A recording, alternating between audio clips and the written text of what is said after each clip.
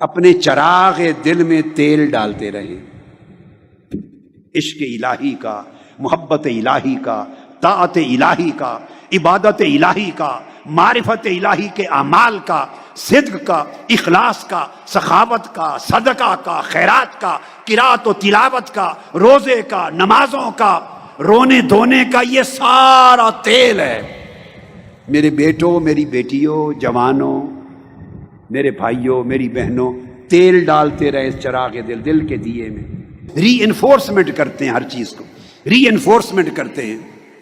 تو اگر اس کو آپ نے مستقل کر لیا، اس کیفیت کو، تو اسے حال کہتے ہیں۔ وہ حال، پھر جن کو حال نصیب ہوتا ہے وہ ہر وقت اسی سرور میں رہتے ہیں جو آپ کبھی کیفیت کے عروج پر محسوس کرتے ہیں۔ آپ دیکھیں ان کا عالم کیا ہوتا ہے۔ یہ حال ہے۔ جب حال مل جاتا ہے بندے کو، کیفیت حال میں بدل جاتی ہے، تو اس کے بعد پھر اگلا سفر شروع ہوتا ہے۔ حال میں تغیر آتا ہے، حال میں یعنی کیفیت کی طرح جاتا نہیں، مگر اس میں زیر و بم آتا ہے، اونچ نیچ آتی ہے، اپس اینڈ ڈاؤنز آتے ہیں۔ آپ نے دریا کو چلتے دیکھا ہے نا، جب وہ خوب طغیانی ہوتی ہے، نہروں میں بھی طغیانی ہوتی ہے، سیلاب آتا ہے۔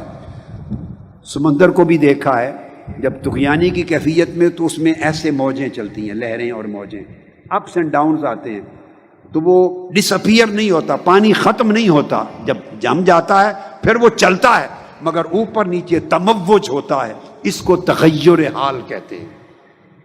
تغیر حال، حال میں تبدیلی آتی رہتی ہے، کبھی نیچے کبھی اوپر، کبھی نیچے کبھی اوپر، کبھی قبض کبھی بسط۔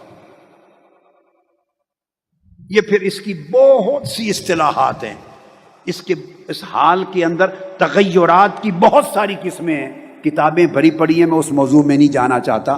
تو اس کے اندر تغیرات آتے ہیں، حال میں تغیر آتا رہتا ہے، اور اس کو اگر آپ حال کو مضبوط تر کرتے رہیں، حال کو پختہ تر کرتے رہیں، اور حال کو مستحکم کرنے کے لیے پھر کاوشیں صدق اور اخلاص کے ساتھ بڑھاتے رہیں تو حال مضبوط ہوتا رہتا ہے۔ کرتے کرتے پھر ایک وقت اس سالک، اس مسافر کی زندگی میں، اس سالک حق کی زندگی میں ایسا آتا ہے کہ جب اس حال کو تغیر سے نکال دیتا ہے اللہ پاک اور اس کو استقامت میں بدل دیتا ہے، پھر اوپر جاتا ہے، نیچے نہیں آتا۔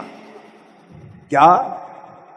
اوپر جاتا رہتا ہے مگر نیچے نہیں جاتا۔ جب یہ استقامت آ جائے، ایک باٹم لائن ہے حال کی، وہ فکس ہو جاتی ہے، اس سے نیچے نہیں جاتی حالت، اوپر جاتا رہتا ہے تدریجاً۔